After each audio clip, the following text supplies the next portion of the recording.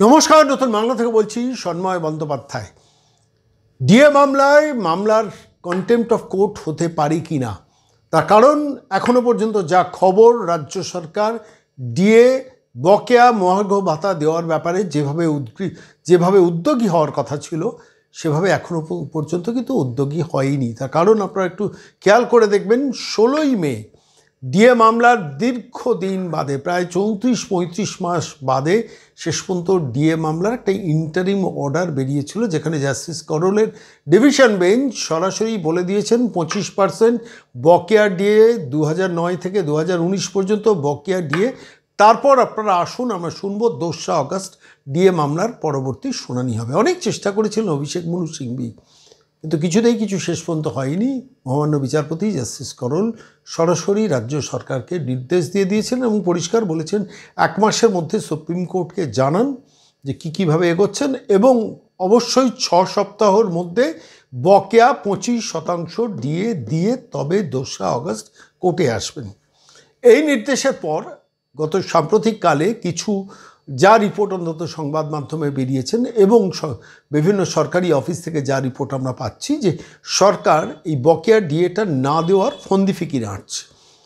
তা নাহলে ট্রেজারিতে কোনো খবর যায়নি, কোনো ডিআই অফিসে স্কুল শিক্ষকদের তালিকা কিভাবে কত টাকা ডিএ বাকি সেই নিয়ে কোনো তালিকা হয়নি, কোনো সরকারি অফিসে তার পর্যালোচনা হয়নি, কলকাতা কর্পোরেশন, পুরসভা, পঞ্চায়েত কোনো সেগমেন্টে রাজ্যের অর্থ দফতর থেকে কখনো বকেয়া ডিএর ব্যাপারে কোন কোন তালিকা, কতদিন ধরে কোন কর্মচারী কাজ করছেন, তার ব্যাপারে যে ধরনের উদ্যোগী হওয়ার কথা ছিল রাজ্য সরকার হয়নি। উল্টে সংবাদ মাধ্যমে রিপোর্ট বেরিয়েছে যে রাজ্য সরকার নাকি সুপ্রিম কোর্টে গরমের ছুটির পর সেখানে একটা ক্ল্যারিফিকেশন চেয়ে নোটিশ সার্ভিস করেছে সুপ্রিম কোর্টের কাছে। অর্থাৎ এই পয়েন্টে আমাদের কিছু ক্ল্যারিফিকেশন দরকার, সেই ক্ল্যারিফিকেশনটা চাই। অর্থাৎ এই ক্ল্যারিফিকেশনের অজুহাতে কোনোভাবে যদি বকেয়া ডিএটা 6 সপ্তাহের মধ্যে না দিতে হয়, পরিষ্কার মোটিভ, ইন্টেনশন ক্লিয়ার।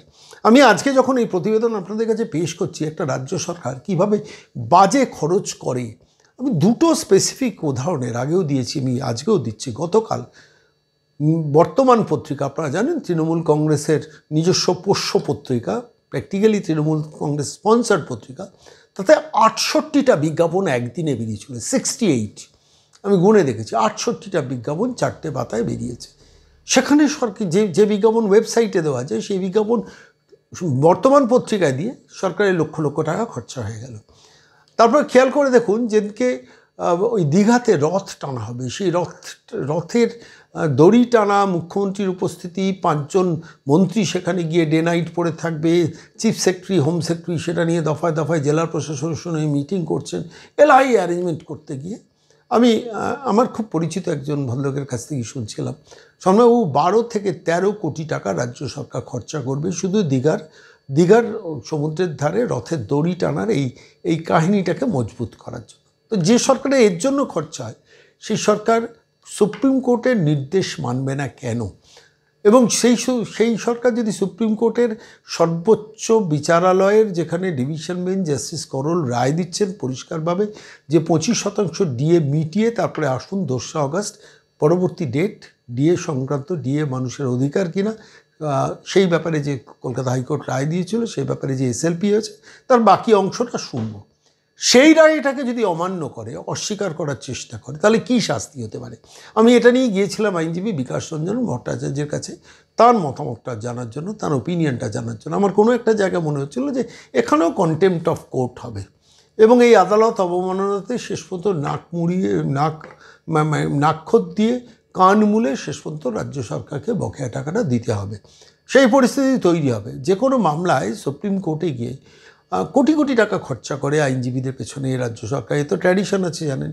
শিক্ষা দুর্নীতির মামলা, যেটা জাস্টিস অভিজিৎ গাঙ্গুলির ঘরে মেনে নিলে অন্তত 6-7 হাজারের চাকরি যেত, যারা জালিয়াতি করে তৃণমূল নেতাদের টাকা দিয়ে চাকরিটা পেয়েছেন, সেখানে মিটে যেত। সেটা না করে চোরেদের চাকরি বাঁচানোর জন্য সুপ্রিম কোর্ট পর্যন্ত গেলেন এবং সেই সুপ্রিম কোর্টের সর্বোচ্চ বিচারালয়ের প্রধান বিচারপতির কাছে পর্যন্ত বারবার পয়সা খরচা করে পিটিশন জমা দিও, শেষ পর্যন্ত সেখানেও কিছু হলো না। এবং এবং প্র্যাকটিক্যালি চাকরি দুর্নীতির মামলাটাকে রাজ্য সরকার ঘেঁটে দিল।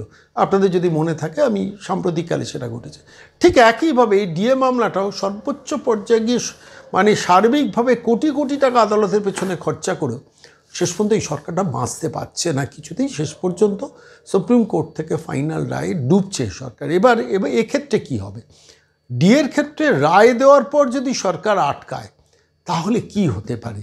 শুধু কন্টেম্প্ট অফ কোর্ট হবে, শুধু আদালত অবমাননা হবে, শুধু কয়েকজন মানে সর্বোচ্চ পর্যায়ের অফিসারের জেল হবে, কিংবা বড় কয়েক কোটি টাকা সুপ্রিম কোর্ট রাজ্য সরকারকে পেনাল্টি ইম্পোজ করতে পারে, নাকি আরও কিছু হতে পারে? সেই জায়গাটাই আইনজীবী বিকাশ রঞ্জন ভট্টাচার্য আমার কাছে পরিষ্কার করলেন। ছোট্ট একটা ইন্টারভিউ নিয়েছি আমি, সেটা আপনাদের শোনাবো। আইনজীবী বিকাশ রঞ্জন ভট্টাচার্য বলেন যে এর ফলে যেটা হতে পারে সেটা হচ্ছে যে এসএলপিটাই বাতিল হয়ে যেতে পারে। ভালো করে একটু ভেবে দেখুন শিক্ষা দুর্নীতির সঙ্গে কীরকম মিল।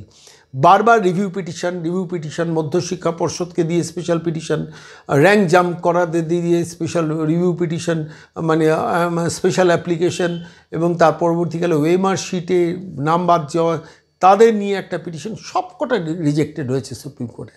উল্টে মধ্যশিক্ষা পর্ষদকে দিয়ে ইন্টারিম অর্ডার চাইতে গিয়ে সেখানে নাক্ষর দিয়ে আসতে হয়েছে যে আমরা 31শে মের মধ্যে বিজ্ঞাপন বার করব, এবং তার নোটিফিকেশন, তার সেই বিজ্ঞপ্তিটা হলফনামা করে আমরা সুপ্রিম কোর্টে জানাবো। সেটা করতে বাধ্য হয়েছে রাজ্য সরকার।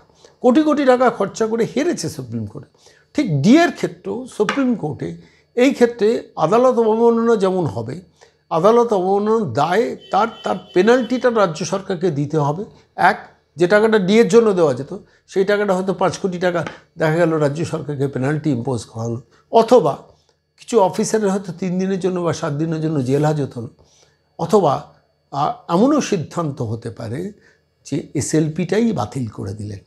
অর্থাৎ যেটা নিয়ে রাজ্য সরকার এই ডিএ মামলা আটকানোর চেষ্টা করছেন সেই মামলাটাকেই বাতিল বলে ঘোষণা করে দিলেন, অর্থাৎ এসএলপিটা রিজেক্ট করে দিলেন। কারণ আপনারা আদালতের নির্দেশ মানেননি, কেন আপনাদের কথা শুনবো? আদালত কি বোঝে না যে এই একটা অজুহাত তৈরি করে ক্ল্যারিফিকেশন চাই? কায়দাগুলো আসলে মনু সিংভি আর মমতা বন্দ্যোপাধ্যায়ের। ফলত এই ক্ল্যারিফিকেশন চাই করে আদালতে গেলেন, এবং এইটা করে একটু সময় নষ্ট করে আদালতের রায়টা আমরা মানব না এই অঙ্কটা করতে গেলেন। শেষ পর্যন্ত যা রেজাল্টটা হবে সেটা হচ্ছে হয়তো এসএলপিটাই বাতিল হয়ে যেতে পারে।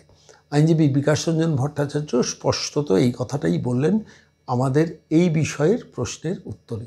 শুনুন।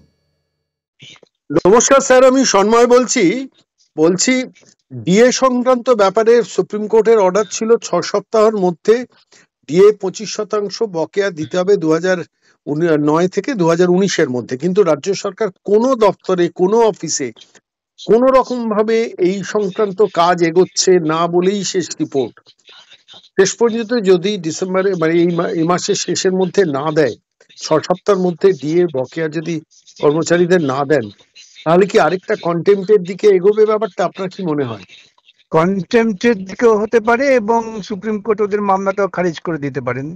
দুটো সম্ভাবনাই আছে। আচ্ছা, এখন দেখা যাক সেটা কি দাঁড়ায় শেষ পর্যন্ত। এমনও হতে পারে আপনি আশঙ্কা করছেন যে এসএলপিটাই বাতিল করে দিলেন সুপ্রিম কোর্টের এই অ্যাটিটিউডের জন্য। হ্যাঁ, পুরো এসএলপি বাতিল হয়ে যেতে পারে।